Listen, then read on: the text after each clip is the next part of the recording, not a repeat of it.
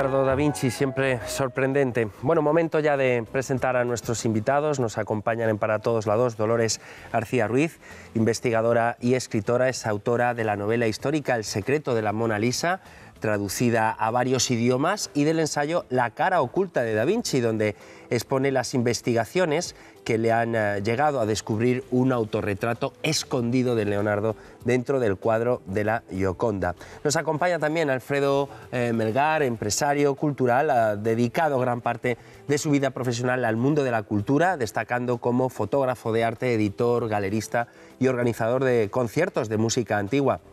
Hay que decir que en 2002 creó la exposición Leonardo da Vinci y la música, inaugurada en la Biblioteca Nacional de España, en Madrid, que desde entonces ha itinerado por diversos lugares del mundo. Pues muy buenas tardes a los dos, gracias por acompañarnos. Buenas tardes. Buenas tardes. Pues si les parece, vamos a comenzar por el comienzo, por el inicio de Leonardo da Vinci. ¿Cómo era esa Florencia renacentista donde surge? Bueno, pues esa Florencia donde llega Leonardo con 7 añitos nada más, de la mano de su padre, que era un notario de Florencia. Él era hijo bastardo de este notario, era hijo de una campesina, Caterina, y el padre se hizo cargo de la educación de este niño. Este chiquillo llega a una ciudad pues, en ebullición, una ebullición cultural. Es justamente Florencia en ese momento el epicentro del Renacimiento. Ahí se ha desatado una auténtica fiebre por toda la cultura grecorromana, por rescatarla, por leer a los clásicos. Incluso se practican excavaciones que tratan de rescatar esculturas antiguas. Los Medici y otras familias poderosas de la Florencia de aquel entonces pues practican el mecenazgo a artistas, a intelectuales, y los congregan en sus casas celebrando tertulias de intelectuales que van a ser muy importantes también en la formación del joven Leonardo, porque él se va a inmiscuir entre ellos y va a conseguir conocimientos que por otro lado le estaban vedados, porque Leonardo se encuentra con un obstáculo muy importante en su educación. Él recibe una educación básica a través de los tutores que le pone su padre, pero él no tiene acceso a la universidad. Entonces no puede aprender ni latín ni griego, por lo tanto no puede leer. ¿No recibe entonces una educación completa? Efectivamente, él se encuentra, digamos, con lo que serían unos estudios básicos nada más. No puede ni siquiera leer aquello que no esté escrito en italiano corriente, en romance que se llamaba entonces. ¿Qué consecuencias trae esto? Pues muy importantes. Por un lado, él va a ser considerado un iletrado por muchos. De hecho, en su época, en la etapa que él pasa por primera vez en Milán, él recibe auténticas vejaciones en ese sentido, siendo despreciado por esa falta de estudios. Por otro lado, él va a sufrir esas humillaciones y las va a arrastrar toda su vida. Va a quedar en él una huella que es lo que hoy llamaríamos un poco una falta de autoestima, que quizás eso va a ser uno de los motivos, junto con su curiosidad, para tener ese afán por conocerlo todo y demostrarle a los demás que él es muy capaz de poder saber. Bueno, desde luego, después de ver el vídeo, ¿no?, sobre la exposición Da Vinci, el genio, surgen evidentemente dos cuestiones inevitables, ¿no? ¿Por qué ese interés en querer moverse en todos los ámbitos y, por otro lado, ya no solamente destacar, sino ser un auténtico referente en cada una de ellas? Bueno, yo creo que Dolores lo ha explicado maravillosamente bien. Era una época en donde la cultura y la ciencia no se habían escindido, en donde la formación de los jóvenes que tenían acceso a la formación, claro, era muy amplia y por lo tanto pues la categoría mental que se desarrollaba de esa educación pues era muy completa. Ahora no, ahora la especialización desgraciadamente nos impide tener ese acceso a esa cultura humanista. Trata de eso. Leonardo vive un momento que le nutre, aunque tiene ese impedimento que ha definido muy bien Dolores, que es tremendo, ¿no?, que efectivamente no viene considerado a la par. Sucede un poco como con Mozart muchos siglos después, ¿no?, varios siglos después, que también es un hombre poco estimado por aquella aristocracia y aquellos poderosos que lo contratan, que ven en él a un genio, igual que a Leonardo, en que es un genio, pero no lo consideran igual. y eso seguramente a Leonardo le hace mucho daño, le hiere profundamente. porque tanto Leonardo como Mozart tienen conciencia de ser genios realmente, de tener una categoría intelectual muy superior incluso a la de aquellos que les contratan, ¿no? Claro, es que llama poderosamente la atención eso, en que no solamente destaca, sino que se convierte en un auténtico referente en cada una de ellas. Es que ocurre una cosa, como muy bien dice Alfredo, en aquel momento no están extendidas la ciencia del arte. De hecho, cuando él entra en el taller de Verrocchio, que es donde lo lleva su padre a que aprenda un oficio, puesto que no puede tener una profesión, en el taller de Verrocchio, que es el taller artístico más importante de Florencia, ahí se aprende de todo. No solamente a pintar y escultura y nociones básicas de arquitectura, también se aprende filosofía, se aprende matemáticas, geometría. Y además a esto le sumamos que gracias a estar en el taller de Verrocchio, que trabaja para los Medici, el joven Leonardo va a tener acceso, mientras está allí, en el Palacio de los Medici, a inmiscuirse en las tertulias de los intelectuales de la época.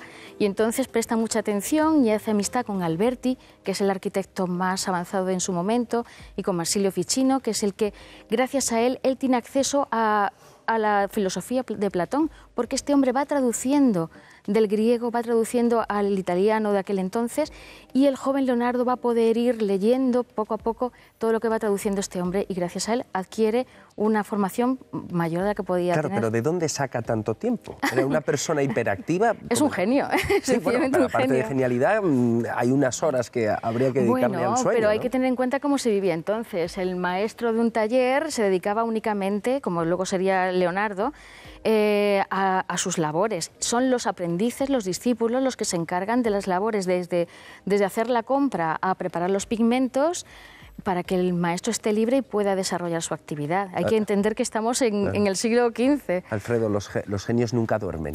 Pero es verdad, es un genio, pero es un gran trabajador. Cuidado. Es decir, a veces se ha exagerado la categoría personal de Leonardo, que yo creo en ella, pero es un gran trabajador. Y además tiene una peculiaridad, una cualidad que algunas personas tienen. Le cunde mucho todo lo que hace. Entonces es un gran productor porque se concentra, probablemente no se debe de despistar, se concentra mucho y eso le produce unos réditos importantes. Era poco hablador y eso hace perder poco el tiempo. Pierde poco el tiempo. Y no perdía tiempo en amores, que sepamos. Pero las tendría también. En señoras no, en señoras no. Bueno. Su pasión, su debilidad fue el joven Salai. Por lo que parece ser. Bueno, pues como no estamos para tocar el tema amoroso de Leonardo da Vinci, vamos a centrarnos en una de las obras más universales de él, quizás la Gioconda. Y en eso, Dolores, tú sabes mucho.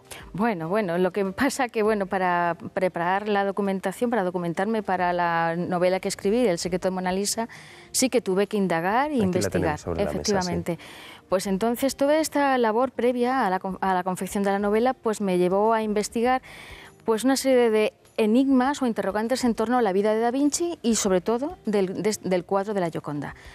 Por ejemplo, esta novela lo que trata de responder es por qué Leonardo aceptó el encargo de pintar este cuadro en el momento más inoportuno, cuando menos tiempo disponía y justamente cuando estaba atendiendo la obra de ingeniería que era el sueño de su vida.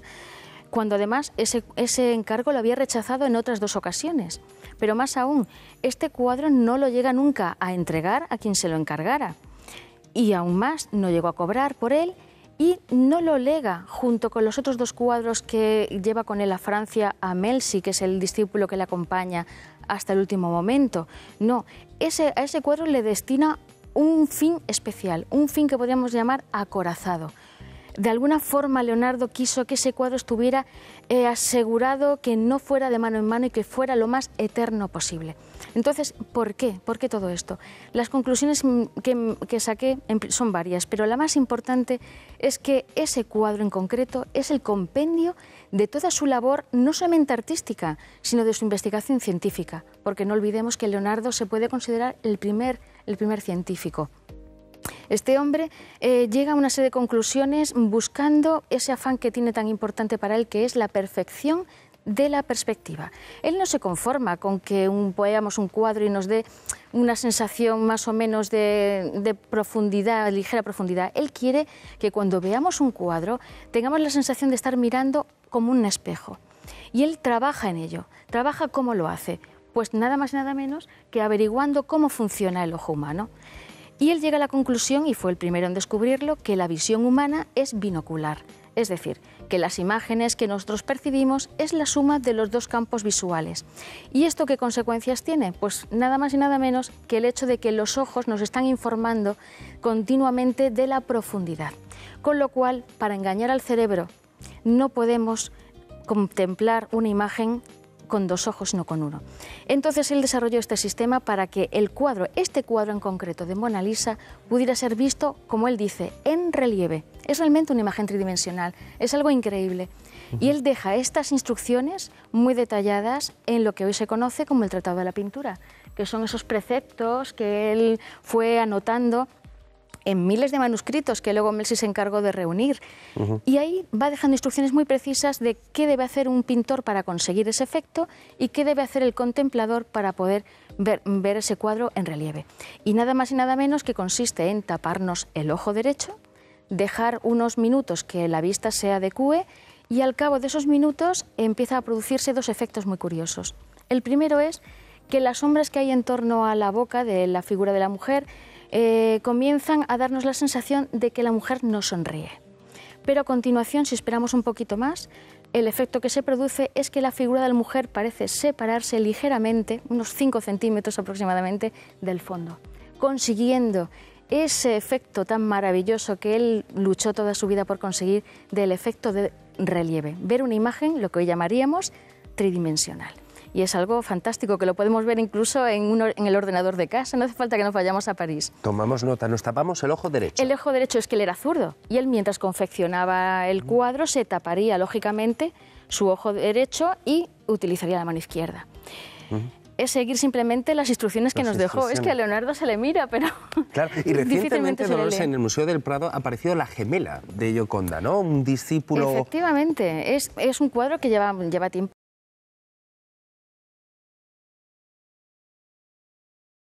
Hallazgo maravilloso al descubrir que hay un fondo exactamente igual que el de la Gioconda. Es más aún, son dos cuadros idénticos. Es algo así como que el maestro hizo un boceto, lo plasmó en la tabla original y luego debió cedérselo a un alumno muy especial, porque eso no lo hizo nunca más con ningún otro cuadro. ¿Era una práctica habitual en la época? No, por lo menos con Leonardo no. Hay copias de alumnos de sus retratos, de sus cuadros, perdón, pero nunca de retratos. El hacerlo en vivo con el modelo presente, que se sepa, hasta hoy en día es el único caso. Y lo curioso de este cuadro de la Gioconda española es que la única diferencia que hay en el paisaje con respecto a la Gioconda original francesa es que las montañas que hay justo al lado de la imagen de la Gioconda, unas imágenes que hay al lado a la altura de su hombro. Justamente donde la hipótesis que yo también sostengo de que ahí, en la última época de su vida, Leonardo retocó el cuadro y dejó un pequeño autorretrato suyo. Qué maravilla. Bueno, Alfredo Melgar, usted es el creador, ¿no?, de la exposición Leonardo y la música, que bueno, desde su inauguración, ya lo decíamos, en España en el 2002, ha triunfado en todo el mundo. Bueno, pues cuéntenos la investigación que usted ha hecho con respecto a esa relación Leonardo bueno, eso surgió de un instrumento musical que llama la atención, que está en el Códice Madrid II, que es el órgano de tubos de papel, que fue construido por un luthier español, Joaquín Saura, y a partir de ahí nos pusimos en marcha, empezamos a ver que había un campo poco investigado, que era el de la relación de Leonardo con la música.